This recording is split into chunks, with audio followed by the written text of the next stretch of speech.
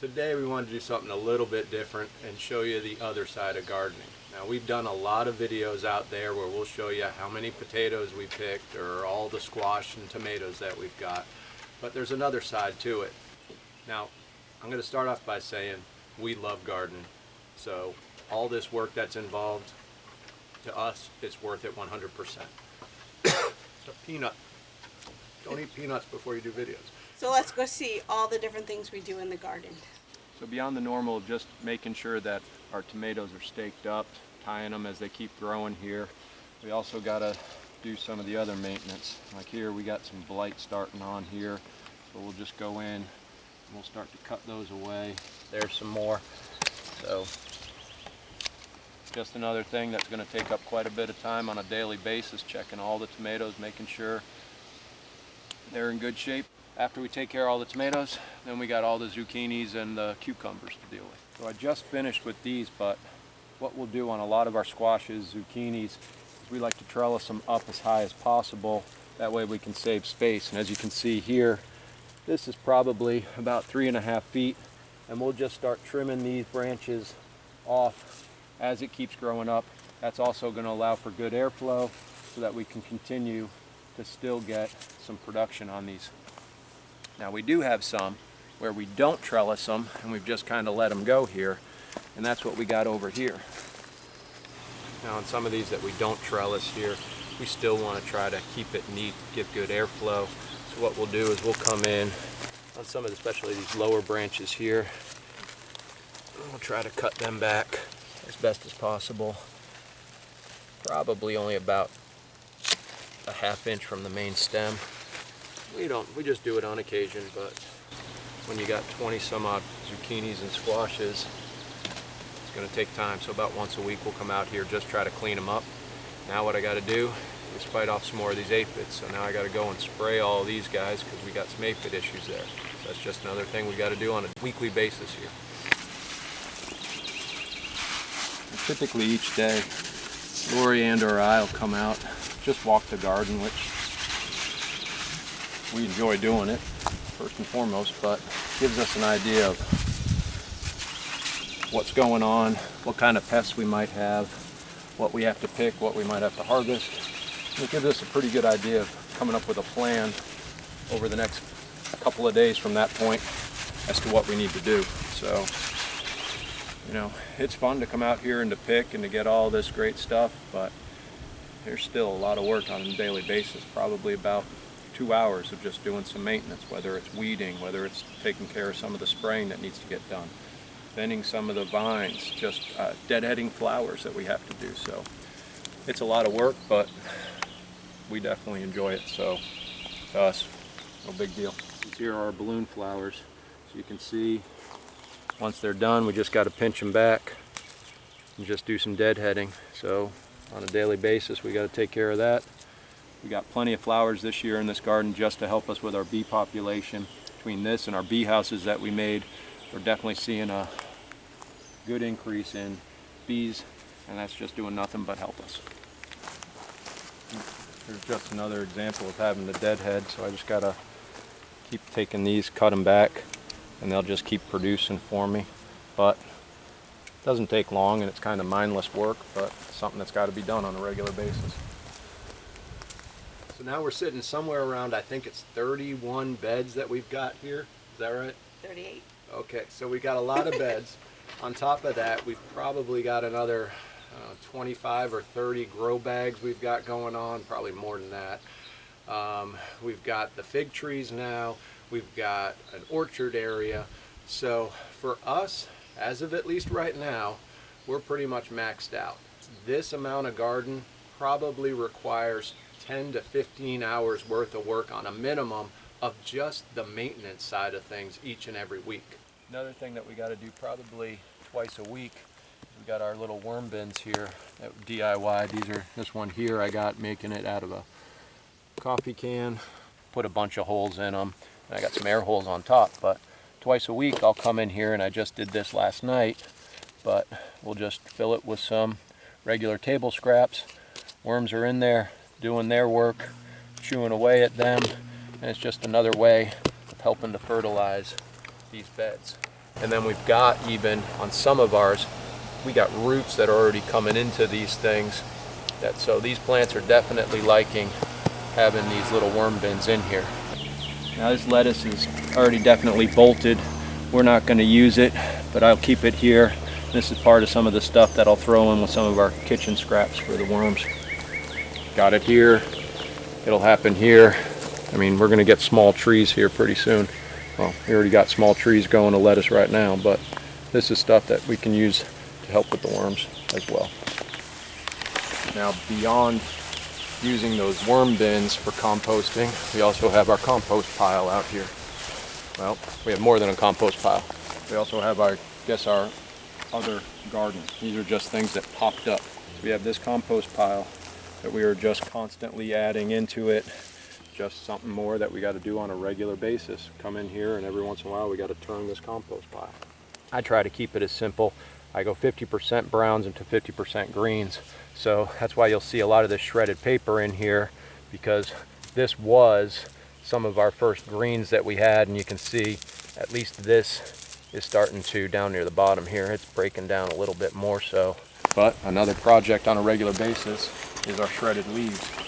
Now, we had a video out here on how we made our leaf mulch and our leaf molds, but this pile here last December was about my height. Now, we have used some of it, we've used it as a mulch in some of our raised beds, but a lot of this here, what I have to do on a regular basis is kind of make sure that the top gets watered just so that it continues to break down. And then what I'm also probably going to be doing is putting it into a smaller pile. But as you can see, by keeping that moisture, that's helping to heat up this pile to help break this down, so that the goal is come next November or December, we'll have a lot of leaf mold, which is just another added benefit that we can use in our raised beds.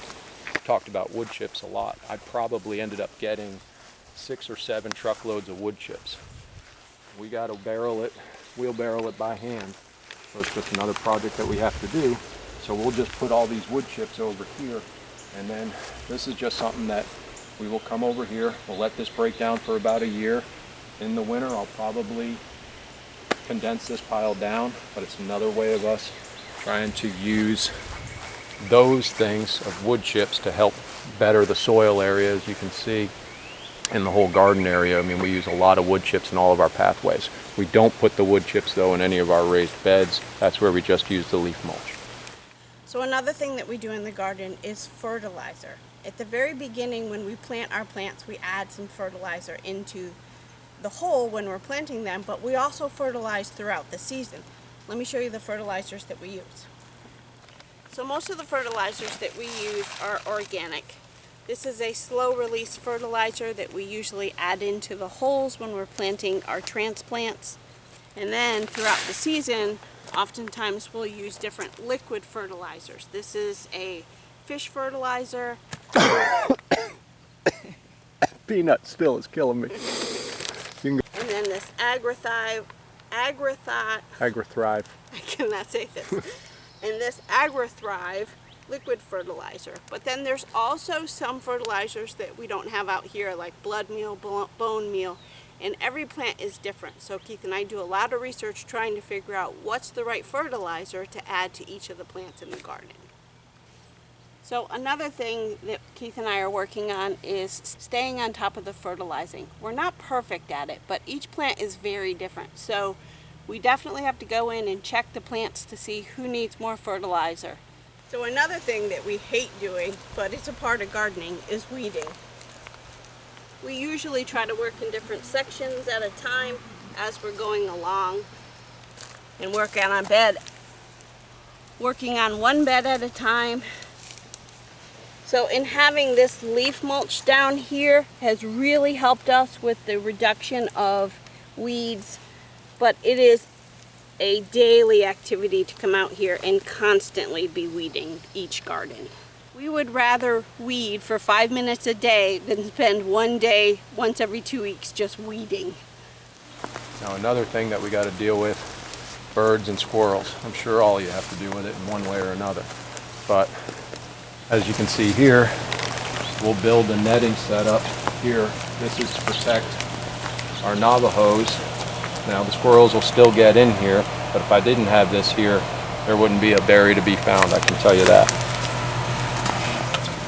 Now I just took down this setup here because we're just about all done with the blueberries. We still have some blueberries here, but I'm willing to donate some of those to the birds because we've gotten a ton of blueberries this year. So just another thing that you got to do on a regular basis is we try to net our berries. We net our raspberries down there. And now what I'm fighting are squirrels that are wanting to get up here into our strawberries, and they're also wanting to get into our ground cherries. Now, I had lying around this flash tape. I've never used this flash tape before, but it's actually keeping the birds away, which is doing great. But what it's not keeping away is the squirrels. Because right now, I still get on these ever-bearing strawberries, we still get some strawberries going on, and we still got them coming in right now. But that squirrel will get right up onto this rail and jump right onto here. So he does a pretty good job of cleaning this upper row of strawberries, which is fine. I'll donate that to him, but I'd like him to go find some other food. Now the other problem with these ground cherries, I thought it was the birds and squirrels only that wanted them, but they are actually, we've got some mice that obviously love these things, and the reason why I found that out was that the grill that's right back here, and you're going to see a mouse trap set up in there, probably without the mouse. See those back there? Those are just ground cherry wrappers that these mouse is coming in here, popping in here, making a safe home. So I've got the trap set up again for tonight. Last night he got all the peanut butter and the trap never sprung, so we'll see what tonight brings. So one of the other pests we got to deal with here with that is that rabbit, and there he's really liking these sweet potatoes, which has got me a little bothered because I really like my sweet potatoes too. I don't mind sharing, but we've got to deal with some leaf issues on him wanting to nip away on the ends of some of our vines. But what I'm worried about, and I don't know what it's going to do, is you can see that the rabbit's coming in here and starting to munch away on a bunch of these leaves. Now, this tip is still here, but I've got some other vines here where it's nipping away. Well, here you go. It's nipping away on the end of this vine here. So I'm going to have to deal with him a little bit more. Like I said, I'll probably lose that battle, but another thing that we have to constantly deal with in the garden on a regular basis. One of the things that we definitely love is we've got probably 95% of this garden on a watering system. Now, even that being said, this water will go on a daily basis, but we have to monitor it because if we get rain, well, I don't want these going off and having too much water. Or right now, I probably got to add more water because we've had no rain in the past probably week and a half, and there's no rain in sight for another week, and our temperatures now are getting into the low to mid 90s. But this watering system, absolutely fantastic, because if not, we would be out here an awful lot of time just watering these plants. So Keith talked about a lot of the different things we do out in the garden, but once we go ahead and we harvest a bunch of these vegetables, we've got a lot of time in the kitchen trying to figure out what we're going to do with all of these vegetables. So Keith and I actually spend a lot of time looking for different recipes. It could be freeze drying them for long-term storage. It could be pickling, putting them in the refrigerator, or water bath canning. So what we're trying to do is make sure that we have enough food that we can use throughout the rest of the year. Or just doing freezer meals or soups or salsas or sauces, just trying to come up with different ways to be able to process all the vegetables that we bring in from the garden. But once again, we love doing this. So what might sound like nothing but work and complaints, it's really just to give you a true idea of what you might be getting into. Thanks so much for watching, guys. If you got any questions or suggestions, please put them down in the comment section below, and we'll see you on the next video.